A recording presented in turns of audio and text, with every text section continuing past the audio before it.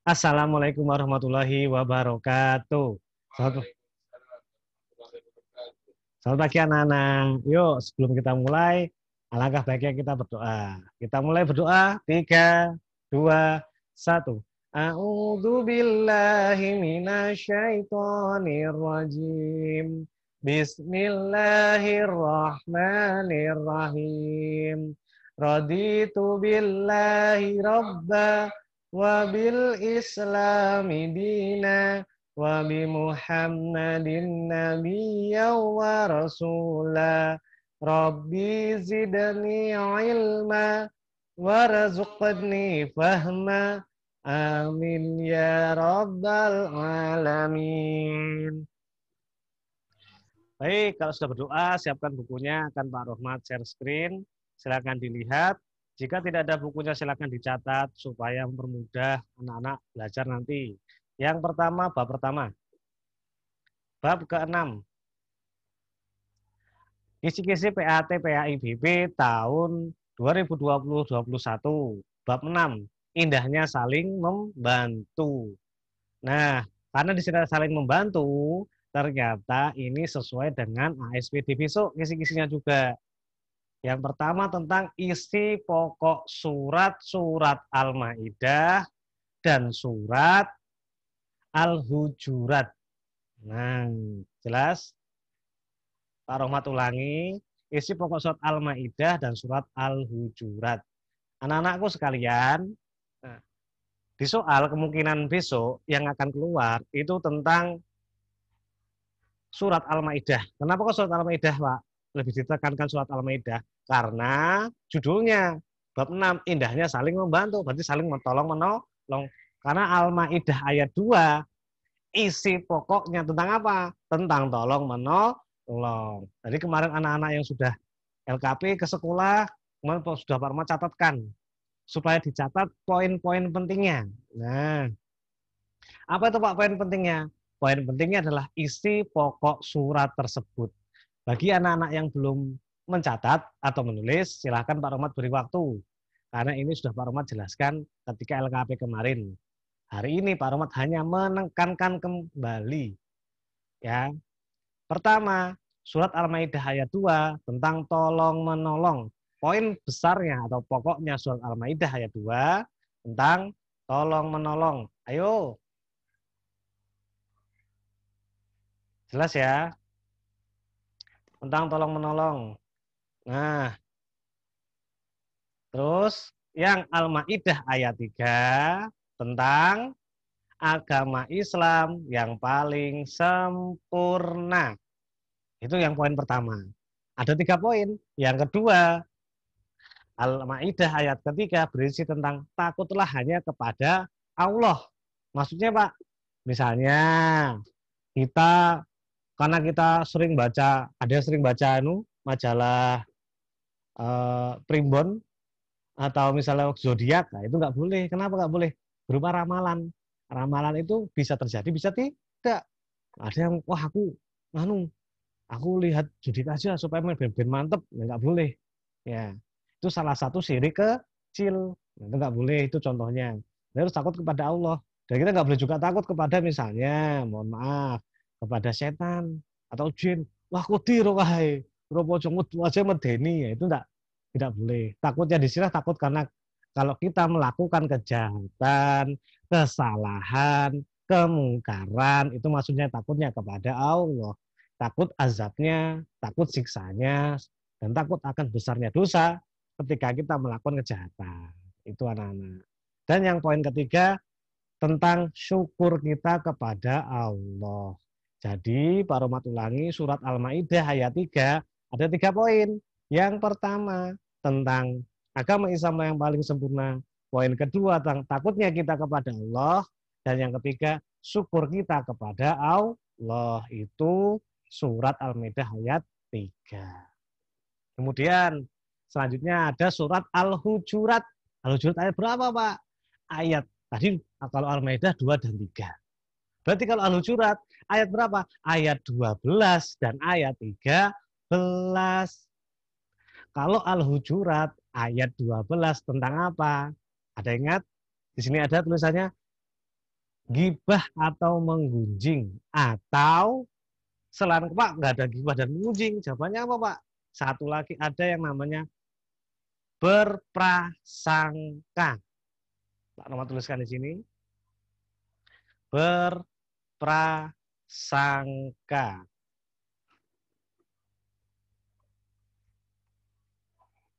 Berprasangka itu gimana Pak? Berprasangka itu biasanya identiknya dengan prasangka buruk kepada saudara kita sesama muslim. Nah, itu tidak diperbolehkan berburuk sangka. Ya, berburuk sangka itu tidak boleh. Apa berburuk sangka Pak? Zona. Kalau di Al-Hujurat, di buku Usda juga ada. Pak, aku nggak, LKS nggak ada. Adanya buku Usda. Buku Usda juga ada. Dibuka halaman 15 itu juga ada. Di situ dijelaskan ya ayyuhalladzina amanu tabi tanibu katsiran minadh-dhonna. Dhonni.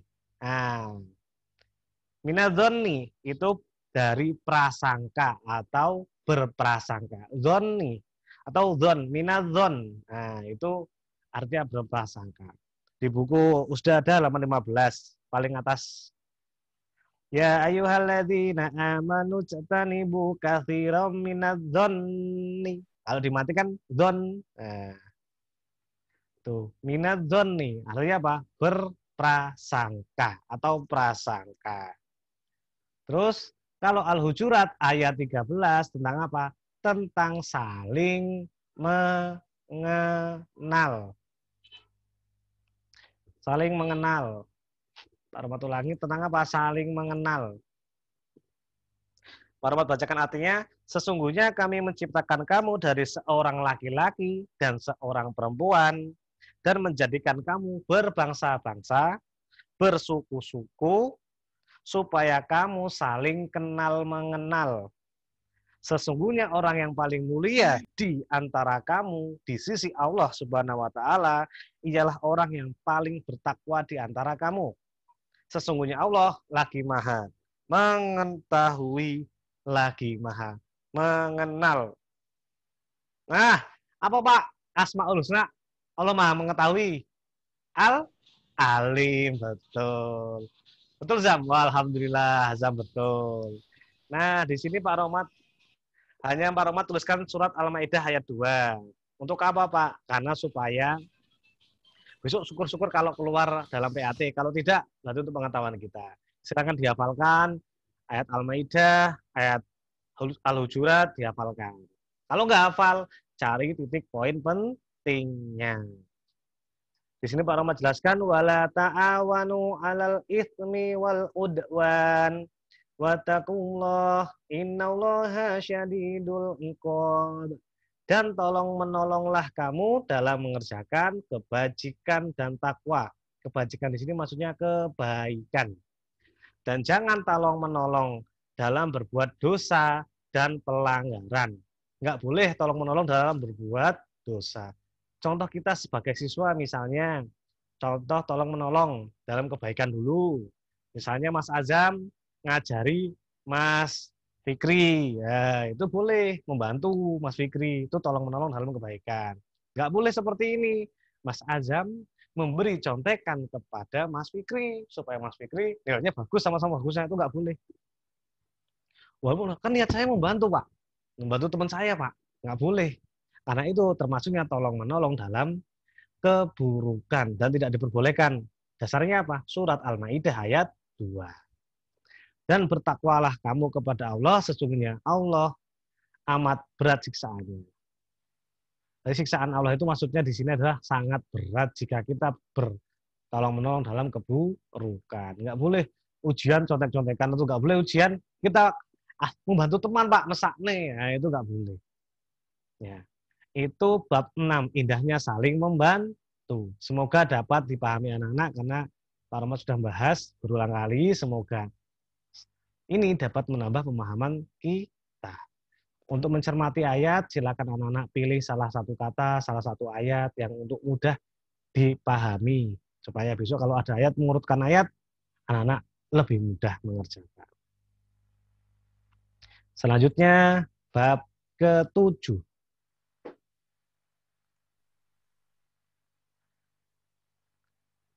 Bab ketujuh adalah beriman kepada kodok dan kodar. Masih ingat kodok dan kodar? Masih ingat. Ini juga sama dengan kisi-kisi ASPD kemarin. Ada kodok dan kodar. Kodok dan kodar artinya apa? Bisa dibaca. Di share anak-anak sudah masuk ya share-nya. Kodok. Kodok berarti keputusan Allah tentang suatu perkara sejak zaman azali atau zaman dulu sebelum kita lahir. Sebelum adanya alam ini. Atau sudah tertulis di kitabnya Allah, di Lauhul Mahfudz. Itu kodok. Jadi ketentuan atau keputusan sudah. Keputusan suatu perkara sejak zaman dulu, semenjak zaman azali sebelumnya dibentuk dunia ini. Jadi kitabnya Allah di Lauhul Mahfudz itu sudah tercatat. Misalnya contohnya kematian, itu sudah jelas. Pak Rohmat mati umur 65 misalnya, udah jelas. Besok naik pas umur 65 pasti meninggal. Karena udah tercatat, nggak bisa dirubah itu. Kalau kodok udah nggak bisa dirubah. Atau misalnya lahir, Pak sekarang kan bisa itu lahir sesar misalnya. Harusnya kan 9 bulan Pak, tapi 8 bulan udah lahir gimana Pak di sesar. Nah itu juga udah ditentukan. Besok si A, si Fulan besok lahir pada umur 8 bulan. Oh, udah ada ketentuannya sudah. Itu jenis kelamin juga sudah. Wah lah itu yang di TV. Yang atlet poli yang masuk TNI itu kok katanya pertama perempuan kok jadi laki-laki lah, itu qadarullah. Kenapa qadarullah? Seharusnya sudah jelas ada perbedaan jenis gen. Nah, gennya itu condong ke laki-laki, tapi orang tuanya, masyarakatnya menganggap dia itu perempuan. Pak Jono tahu namanya Pak Jono siapa? Aprilia Mangani. Itu misalnya seperti itu. Tapi udah jelas kan sekarang kelaminnya. Nah, itu udah nggak bisa diganti. Laki-laki sudah dan perempuan sudah ketetapan. Keturunan juga seperti itu sama, dan jodoh. Jodoh juga udah tertulis. Nah, jadi nggak usah khawatir. Sama rezeki juga sudah tertulis. Nah ya. Nomor 2. Oh, contoh 2. Matahari terbit dari timur, terbenam ke barat. Itu jelas. Kalau sebaliknya berarti kiamat. Kalau sebaliknya berarti kiamat. Ketiga, bumi beserta planetnya berputar sesuai porosnya. Itu contoh kodok, bukan kodar. Nah, di sini ada perbedaan kadang-kadang ketika membaca soal, bumi berputar pada porosnya itu kodar apa kodar ya? Nah, itu kan udah ketentuan. Udah ada tempat-tempatnya masing-masing. Itu namanya udah ketentuan. Nah, udah porsinya. Nah, itu namanya kode. Contoh dari kode. Nah, terus contohnya seseorang yang beriman kepada kodok, yang beriman kepada kodok, sikap perilakunya dalam kegiatan sehari-hari atau kehidupan sehari-hari, bisa dicontoh. A. Datangnya sekolah tepat waktu. Aduh, lewat. Datangnya sekolah tepat waktu. Ini contohnya. Itu contohnya datangnya sekolah tepat waktu atau memanfaatkan waktu belajar dan hal yang lain dengan positif. Jadi kalau kita beriman pada kodok, wah aku bakal meninggal. Berarti aku bagaimana? Aku harus berbuat banyak amal sebanyak-banyaknya. Supaya untuk persiapan akhirat nanti. Wah aku besok tuh jadi bikin pinter, berusaha belajar. Nah, atau kita memanfaatkan waktu dengan sebaik-baiknya. Ayo kira-kira waktu itu berkaitan dengan surat apa? Ada yang tahu? Boleh dibuka suaranya. Waktu itu dengan apa? Ayo. Ada yang tahu nggak? Waktu. Ayo, waktu. Tentang surat? Ada yang tahu? Al-Asr. Alhamdulillah, Al-Asr betul. Demi masa. Betul. Suaranya Mas Rosid ini kayak.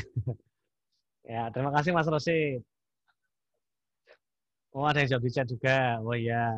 Saya Pak Rahmat nggak buka chat. Mas Adnan. Oh iya, terima kasih Mas Adnan. Al-Asr ya Pak. Betul. Nah, sip. Cara memanfaatkan waktu dan orang-orang yang merugi itu yang tidak bisa memanfaatkan waktu surat Al-Asr. Terus kemudian kodar. Kodar apa Pak? Harus jelas perbedaan kodo dan kodar. Harus tahu di sini. Kalau tadi kodok tentang ketentuan Allah, ya sudah tertulis. Kalau kodar, ketetapan. Nah, sama ketentuan juga, sama Pak. Tapi bedanya ini ketetapan Allah yang telah terjadi kepada makhluknya. Berarti kalau kematian kan belum terjadi, ya toh? Kalau kematian belum terjadi. Nah, kalau qadar itu telah terjadi. Telah terjadi. Misalnya Pak Romat ujian dapat nilai 80. Wah, bagus. Udah terjadi kan itu qadar. Kok bisa dapat 80? Nah, di sini penjelasannya qadar. Di sini Pak Romat dapat nilai 80 karena Pak Romat rajin belajar. Seperti itu contohnya. Atau misalnya, kenapa kok Mas Pak apa nama tadi? Rosid jadi juara kelas? Wah, karena itu udah ketentuan, udah keputusan. Ya, udah ketentuan, udah keputusan. Mas Rosid udah jadi juara kelas. Kan telah terjadi nih, ya toh. Nah, kenapa Mas Rosid jadi juara satu? Udah takdir Allah, kodok bukan. Karena dia bisa juara satu, karena apa? Karena dia rajin belajar, sering berangkat sekolah, interaktif dengan guru bagus. Nah, seperti itu contohnya. Ya, anak-anak. Itu kodok dan qadar. Dan di qadar itu ada dua macam takdir, hati-hati. Ada dua takdir. Takdir apa? Takdir mu'alak dan takdir mubram. Kalau takdir mu'alak itu takdir yang dapat dirubah, takdir mu'alak. Kalau takdir mubram tidak dapat dirubah, sudah tidak dapat dirubah takdir mubram. Di sini contohnya Pak Romat kasihkan untuk yang qadar dulu. Satu, menjadi pintar dan menjadi juara kelas karena belajar dan berdoa. Yang kedua, memiliki banyak teman karena ramah. Itu termasuk juga contoh dari qadar karena berusaha. Coba kalau nggak ramah. Misalnya Pak Romat berteman sama Azam. Azam, tak tutup. Oh, kan enggak. Azam kan nggak mau sama Pak Romat besok-besoknya. Maupun kepaksa akhirnya. Nah, itu nggak boleh. 3, sehat karena rajin berolahraga. Kemarin dulu Mas Adan sepertinya tanya, Pak, kalau rajin kita berolahraga sehat itu maksudnya kodok Pak qadar ya Pak? Sebenarnya dulu ada yang bertanya, kalau nggak salah Mas Adan kalau nggak salah dulu. Nah, itu tanya, itu bagus untuk memastikan itu contoh kodok Pak qadar. Itu adalah contoh dari qadar. Makanya di sini Pak Romat tulis supaya nanti nggak membingungkan. Nah, terus hikmahnya yang pertama, menyadari bahwa semua keinginan harus diusahakan. Nanti nggak boleh, nah aku takdirnya bodoh atau pinter, aku saisane wae, nggak boleh. Itu harus ada usahanya. Karena tadi itu takdir mu'alak, bisa dirubah. Kalau tidak ya nggak bisa dirubah. B, giat disiplin serta optimis dalam melakukan sesuatu. Nah, yang C, senantiasa bersikap ikhlas. Kenapa ikhlas? Walaupun sudah terjadi. Kayak tadi Pak Romo udah belajar sungguh-sungguh. Bapak pengen masuk universitas yang ada beasiswanya di luar negeri misalnya. Udah belajar sungguh-sungguh. Ternyata Allah berkata lain. Allah berkata Pak Rohmat, kamu itu belum diluluskan hari ini. Ya. Jadi Pak Rohmat, udah belajar sungguh ternyata tidak lulus. Atau tidak bisa masuk ke universitas tersebut. Nah, itu kita harus bersikap ikhlas. Jelas ya? Itu contoh dari kodok dan qadar. Ingat tadi ada dua takdir mu'alak dan takdir mubram. Semoga anak-anak mudah dipahami dan dapat menambah ilmu anak-anak. Yang belum ada silakan catat sebentar, Pak Rahmat kasih waktu 2 menit. Yang belum, ya sudah ada catatan, ditambah lagi catatannya kalau masih kurang lengkap. Silakan. Atau kalau Pak Rahmat ganti aja, nanti Pak Rahmat share di grup kelas masing-masing, gimana? Share aja ya. Di-share, Pak. Oke, siap. Share. Baik. Nanti share silakan dipelajari. Nomor selanjutnya. Bab 8, senangnya berakhlak terpuji. Nah, anak-anak, di ASPD itu tidak semuanya masuk. Enggak semuanya masuk di ASPD itu. Kalau berbaik sangka itu sudah masuk dalam tadi surat Al-Maidah. Surat Al-Hujurat, berbaik sangka, prasangka, berprasangka baik dan buruk. Bersimpati itu termasuknya nanti tidak ke ASPD. Yang masuk dalam SPD itu bersikap toleran dan hormat serta patuh. Tapi tidak apa-apa. PAT besok ini muncul. Muncul yang mana, Pak? Nggak tahu. Dipelajari semuanya. Di sini sudah Pak Rahmat ringkaskan intinya. Nah, berbaik sangka, husnuzon.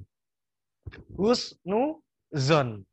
Tulisannya Pak Rahmat tuliskan berbaik sangka itu husnuzon. Kalau berburuk sangka, ada petiknya. Nah, seperti ini. Ada utahaknya biasanya. Hah?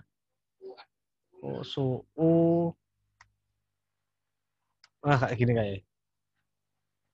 Nah, husnudon dan suudon. Kalau husnudon itu berbaik sangka, kalau suudon tidak berbaik sangka atau negatif thinking. Wah, jangan-jangan. Nah, gitu. Wah, aku nggak mungkin menang.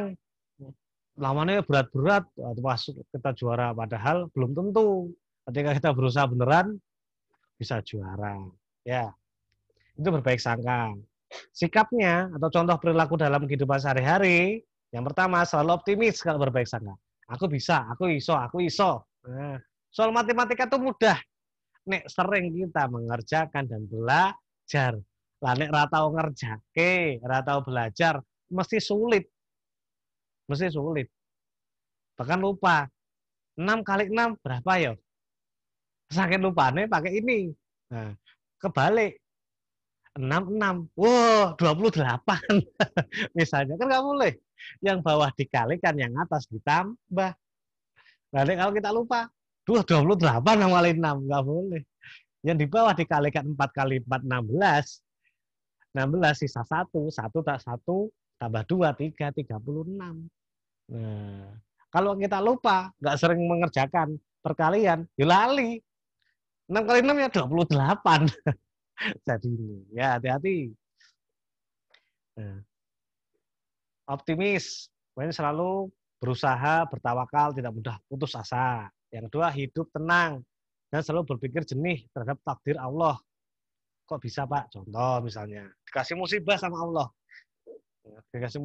Dikasih musibah sama Allah, kayak Nabi Ayub. Kasih musibah begitu banyak, keluarganya meninggal, keturunannya meninggal, ladang, peliharaan semuanya juga meninggal, kekayaannya habis semua. Yang terakhir, dia ditinggal istrinya. Tapi dia masih berbaik sangka kepada Allah. Dia masih berbaik sangka kepada Allah. Nah, tadi hidupnya tenang. Allah itu ngasih aku ujian, ngasih aku musibah, itu mesti ada maksudnya, mesti ada hikmahnya. Itu namanya hidupnya tenang, berpikir positif. Berbaik sangka. Itu tadi berbaik sangka. Yang kedua, bersikap simpati. Jelas. Nek simpati itu contoh yang paling mudah. Nek teman kita kena musibah, kita bantu. Itu simpati. Simpati terkait erat dengan tolong menolong. Nah, jadi gampang kalau simpati. Menjenguk temannya sakit itu juga rasa simpati. Membantu orang yang tertimpa musibah, simpati juga tolong menolong. Sama kan. Kalau simpati itu masih berkaitan dengan tolong menolong jadi mudah. Ya. Yang nomor 3, bersikap toleran. Toleran itu dasar ayatnya apa? Nah, Pak Rumah tanya coba, Mas Nuha, dasar ayat dari toleran, toleransi. Apa? Mas Nuha, adakah di sana?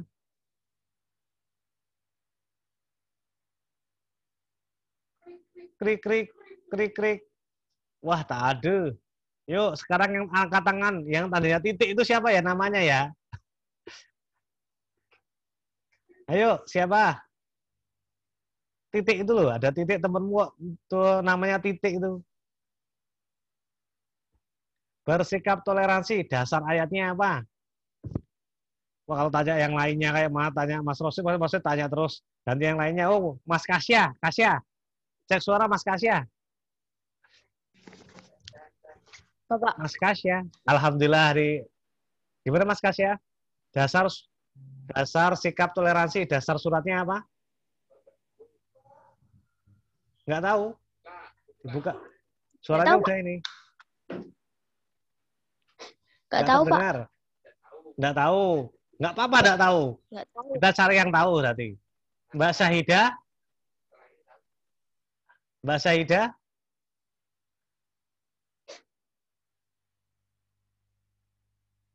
Mbak Syahidah? Dasar toleransi. Ya, Pak udah berulang-ulang kali. Di catatan kemarin udah ada. Bahas bareng sama surat Al-Maidah dan Al-Hujurat. Ada? Mbak Syahidah? Krik-krik. Wah, sama lagi nih. Pak ganti lagi. Terus ada. Coba Mas Zafran Mali. Wah, gambarnya ganteng ini Mas Zafran Mali nih. Gambar kakaknya. Mas Zafran Mali. Wah, alhamdulillah nih suaranya ada nih. Connecting to audio. Tuh, mati lagi. Wonten ini kayak bermasalah.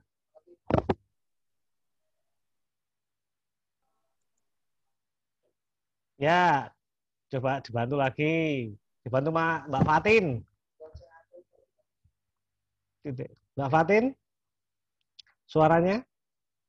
Dasar surat dari sikap toleransi. Fatin, 6C. Iya, Pak. Hah? Surat apa? Apa? Apa? Dasar sikap Aku nggak toleransi. tahu. Dasar suratnya apa?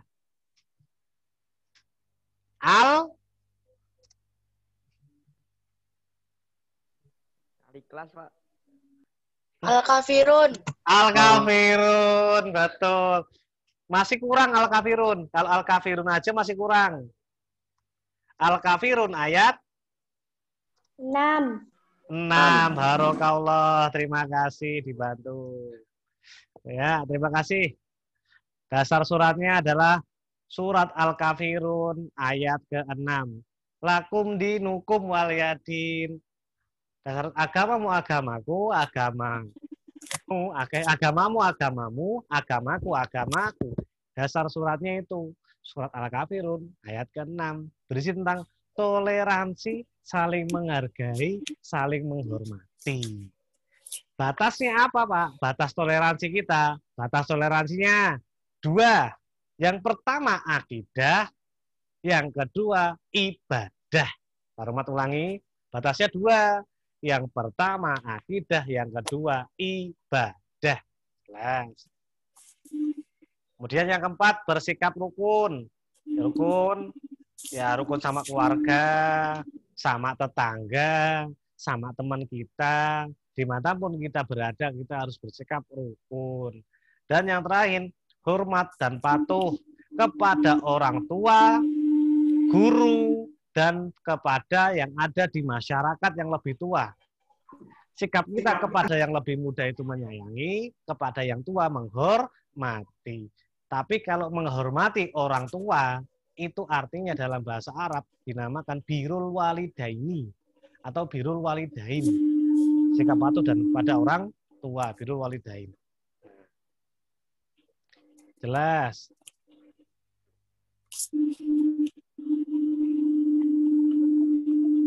Nah, itu. Sekarang bab selanjutnya sebentar koknya.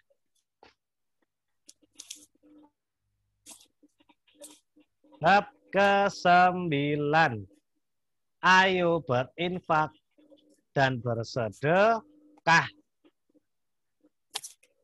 Dijelaskan biasanya bingung antara infak dan sedekah. Nah, di sini ada perbedaan infak dan sedekah. Anak-anak, udah Pak Rahmat jelaskan di sini. Pak Rahmat kasih catatan singkat. Ada perbedaan singkat antara infak dan sedekah. Nah, yang pertama infak. Infak itu artinya menafkahkan atau membelanjakan harta kita. Kemana? Ke jalan Allah. Dia paling mudah. Menafkahkan atau membelanjakan harta kita di jalan Allah. Nah, itu infak. Biasanya, jelas di sini nih, jelasnya diartikan mengeluarkan menyerahkan suatu harta benda sesuai dengan kemampuan. Tapi kalau sedekah, suatu pemberian yang dilakukan kepada seorang sebagai kebajikan atau kebaikan yang mengharap kepada ridho Allah. Biasanya sedekah itu kepada orang. Contoh, kita kepada orang miskin, atau kepada orang minta-minta di jalan, pinggir jalan itu, atau kepada ngapunten banget pengemis. Nah, itu kita beri, namanya sedekah, bukan infak. Kalau infak, biasanya contohnya dari Pak Rahmat jelaskan loh, menafkahkan atau membelanjakan harta kita jalan Allah. Contoh, misalnya kita di masjid ada pembangunan, wah tak berikan lantai ini, kok lantai ini masih tanah, kita punya uang, untuk uang banyak, itu nanti lantainya saya yang berikan. Nah, itu namanya infak. Atau lagi masjid lagi bangun, lantai udah ada, kubahnya udah ada, wah catnya masih kurang bagus, misalnya. Kita ada rezeki, semampu kita. Ngapunten Pak, saya bisa ngecat hanya bagian ini depan, dalamnya belum bisa ngecat, tapi saya punya uang untuk ngecat bagian depan. Nah, itu namanya infak. Pak, lah kalau yang cat, nah atau misalnya setiap Jumat ada kotak kecil atau kotak besar di masjid, itu biasanya infak atau sedekah tulisannya? Infak. Nah, infak untuk memudahkan infak itu membelanjakan harta kita di jalan Allah atau untuk agama. Tapi kalau sedekah itu biasanya untuk orang lain, sedekah makanan sebagainya. Ya. Perbedaannya.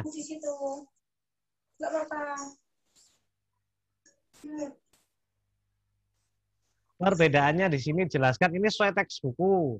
Walaupun di teks buku itu harta atau benda yang diberikan kepada orang lain sesuai dengan kemampuan. Sesuai kemampuan. Tapi biasanya kok infak dalam contoh-contoh soal itu digunakan di jalan Allah. Biasanya kayak dibangun masjid atau bangun panti asuhan itu juga boleh infak. Tapi kalau sedekah lebih luas sebenarnya.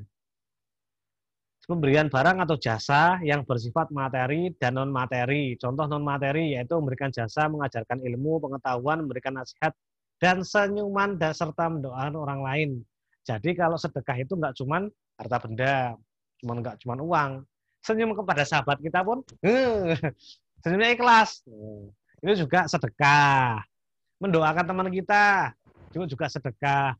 Dan doa dari seorang muslim kepada saudaranya dan saudaranya tidak mengetahui didoakan sama sama saudaranya tadi, doanya itu lebih dikabulkan sama Allah. Jadi kamu doain teman-temanmu itu gak perlu temanmu tahu supaya apa dikabulkan.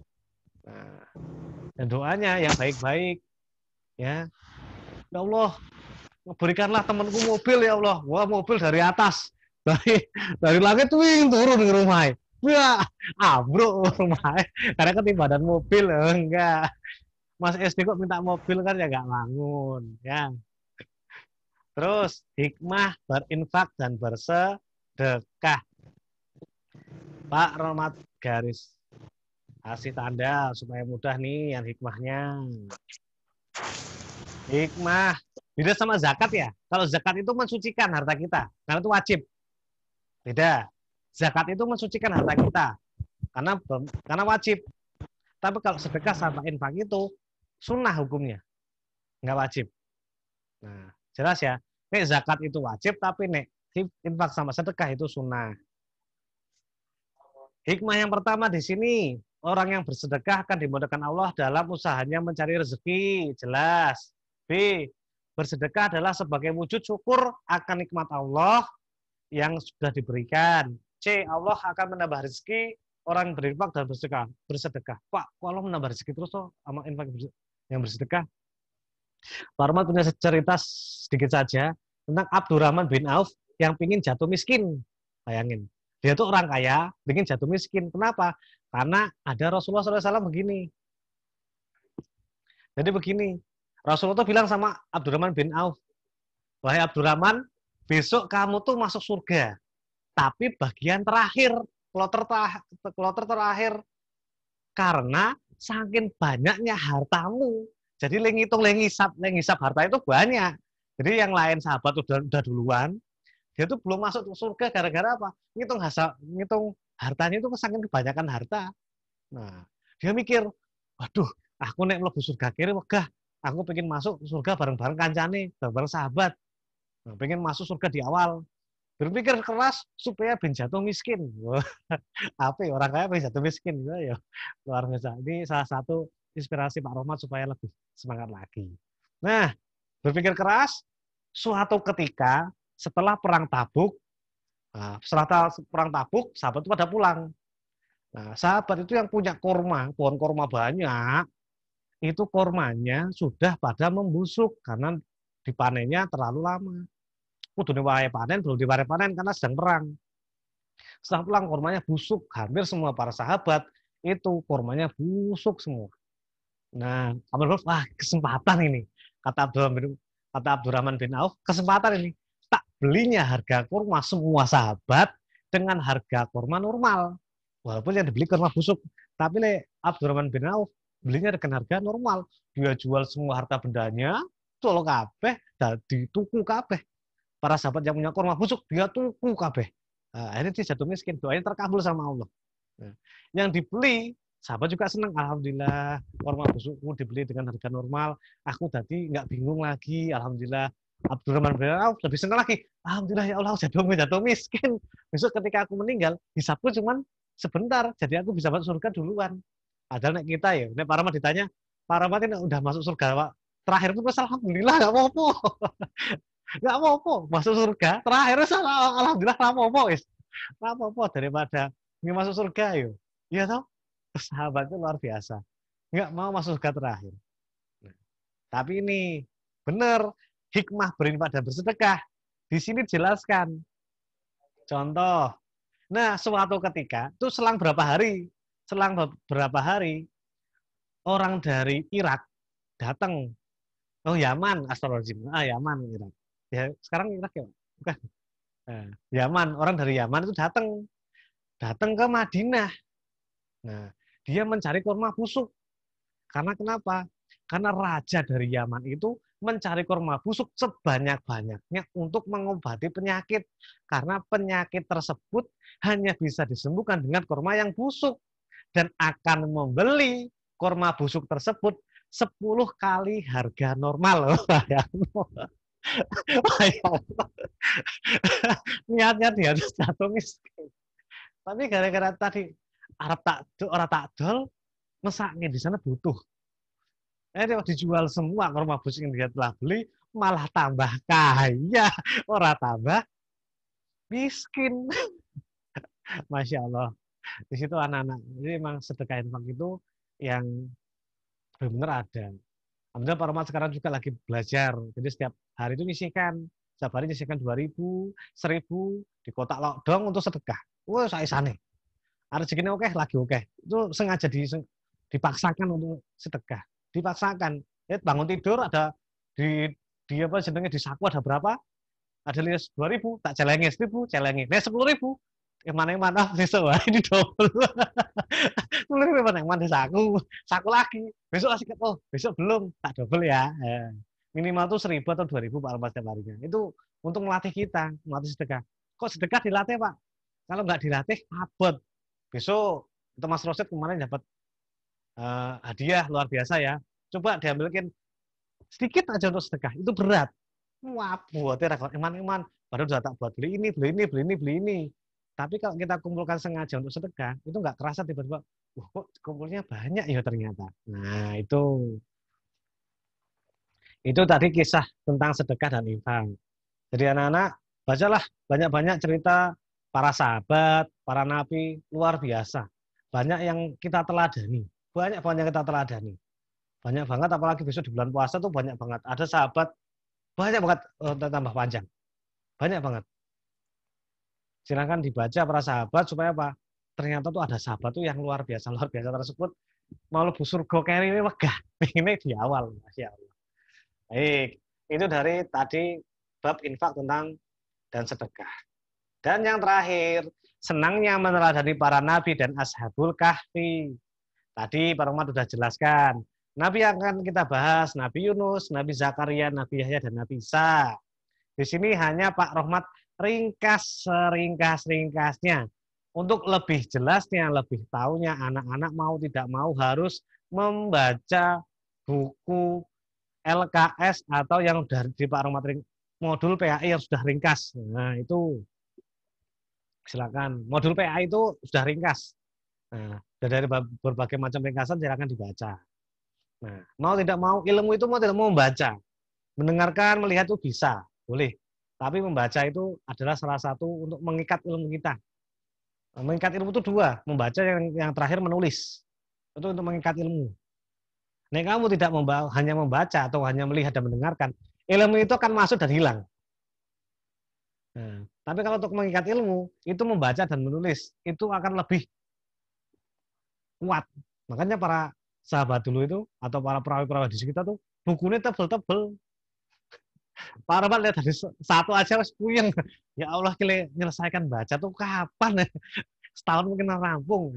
Ternyata para sahabat Rasul, para ulama-ulama itu satu tebelnya buku itu cuma hanya untuk berapa hari dibaca. Ya Allah ya Rabbi. Dan mereka setelah membaca, menulis rangkuman dari buku tersebut untuk apa? Untuk dijadikan rujukan suatu perkara. Mama geleng-geleng ya Allah luar biasa. Itu. Jadi mau tidak mau mengikat ilmu itu dengan membaca dan menulis. Poin utamanya itu sebenarnya menulis. Dengan tulisanmu itu ilmu akan semakin mengikat kuat di ingatan kita. Baik, pertama kisah Nabi Yunus. Pak Rahmat di sini singkat banget. Nabi Yunus itu mengalami 3 kegelapan. Kegelapan dalam perut ikan yang paling kita kenal. Nabi Yunus sudah dakwah kepada kaumnya ngeyel. Ora gelem nyembah Allah. Mangkel Nabi Yunus pergi akhirnya meninggalkan kaumnya. Qadarullah sama Allah perahunya itu apa? Nggak kuat untuk menahan beban. Harus ada yang nyemplung ke laut. Setelah diundi, Nabi Yunus terus yang harus nyemplung. Akhirnya mau nggak mau Nabi Yunus nyebranglah ke laut. Sampai di laut dimakanlah Nabi Yunus oleh ikan. Dan kedua, kegelapan apa lagi? Kegelapan di lautan. Bayangin kamu sendiri dimakan ikan di tengah laut. Wes. Gimana perasaannya? Nggak ada penerangan, Pak. Ya di perut ikan memang ada, kita bisa nyalain obor kan ya? Enggak. Wes di perut ikan di tengah laut. Nah, yang terakhir kegelapan malam. Wes double-double kegelapannya. Sudah di dalam perut ikan, di tengah lautan, lautannya gelap, ditambah malam. Nah, itulah kisah ringkas tentang keteladan Nabi Yunus. Yang kedua, kisah teladan Nabi Zakaria. Zakaria itu ayahnya Nabi Yahya. Zakaria beribadah dan berdoa, tidak ada putus-putusnya kepada Allah. Mirip seperti Nabi Ibrahim. Kok mirip, Pak? Iya, karena memohonkan keturunan. Tapi Zakaria itu mohon keturunan sama Allah. Ya Allah, berikan aku keturunan yang soleh. Ya Allah, berikan keturunan yang soleh. Ya Allah, terus berdoa seperti itu terus. Sama Allah diberikanlah keturunan yang soleh beneran, bahkan yang meneruskan dakwahnya, yaitu siapa? Nabi Yahya. Nabi Zakaria dikaruniai anak yang bernama Yahya itu di usia tua, sudah tua.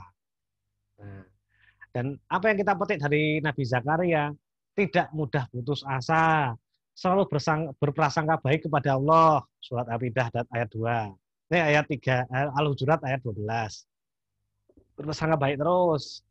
Nah, terus kalau Nabi Yahya, kisah Nabi Yahya itu yang kita ambil, yang pertama, itu ketegasan Nabi Yahya dalam keteguhannya dalam mengatakan benar.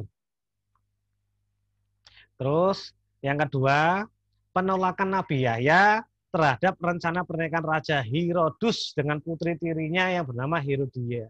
Jadi raja tersebut itu ingin nikah sama putri tirinya. Itu sama Nabi Yahya ditolak, nggak boleh. Walaupun Nabi, kalau kita nolak raja tahu, raja suatu negara, kita nolak, ya ujung-ujungnya mending dieksekusi, dipancung, atau diusir. Diusir itu masih mending nggak diusir. Atau dieksekusi itu dibunuh. Nah, kalau kita menyampaikan kita dibunuh, berani nggak? Ayo. Nah, saat Nabi Yahya saking beraninya dia utarakan pendapatnya, nggak boleh, ditolak sama Nabi Yahya. Kemudian Nabi Isa Nah, bisa itu biasanya tentang mukjizatnya. Jarang tentang dijelaskan tentang riwayat, tapi biasanya tentang mukjizatnya. Di sini para ringkas ada 3. Yang pertama dapat berbicara dengan manusia ketika masih bayi. Yang kedua dapat menyembuhkan orang buta sejak lahir. Dapat menyembuhkan orang yang berpenyakit lepra. Lepra itu kulit. Nah, zaman dulu itu penyakit kulit itu belum ada, bukan nggak ada, belum ada obatnya. Jadi kalau kena penyakit kulit itu sudah diasingkan sama masyarakat. Sudah diasingkan masyarakat. Nah, jadi udah nggak ada obatnya intinya dulu. Dulu nggak sekarang insya Allah sudah.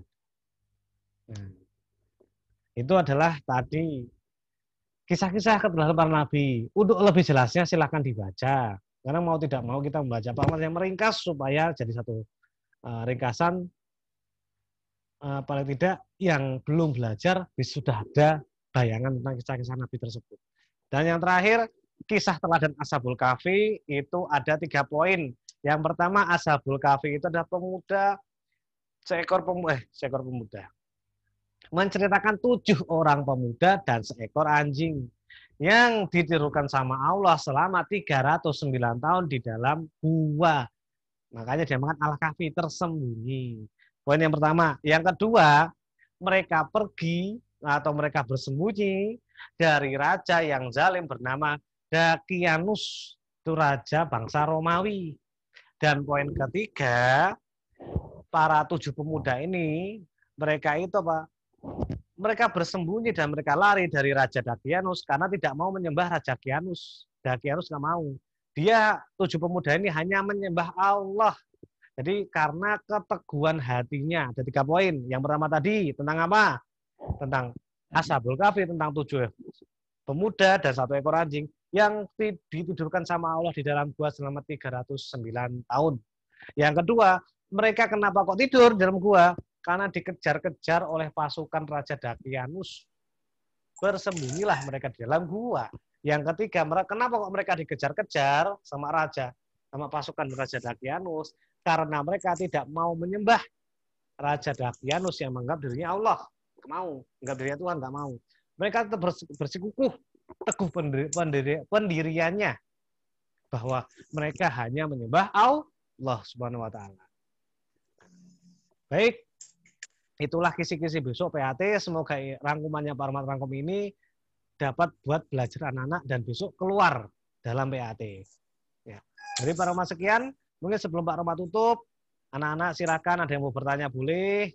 Ada yang mau mencatat Pak, catat bagian ini juga boleh. Silahkan Pak Rahmat beri waktu. Silakan anak-anak yang mau bertanya.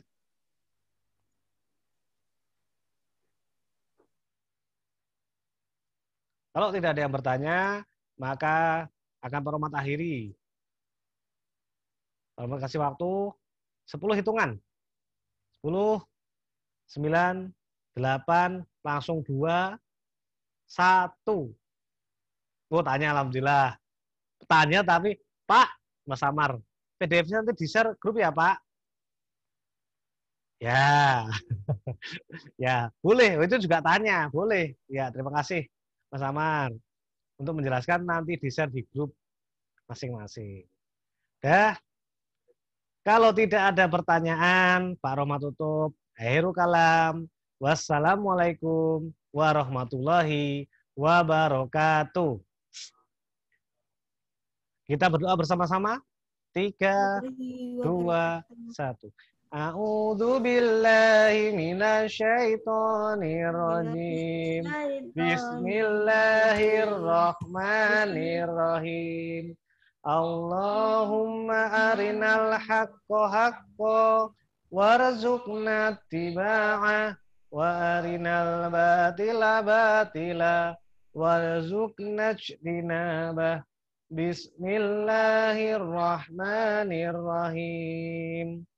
Wal asri innal insana lafi husrin illa illalladzina amanu wa amilus solihati wa tawasau bil haqqi wa tawasau bis sabr.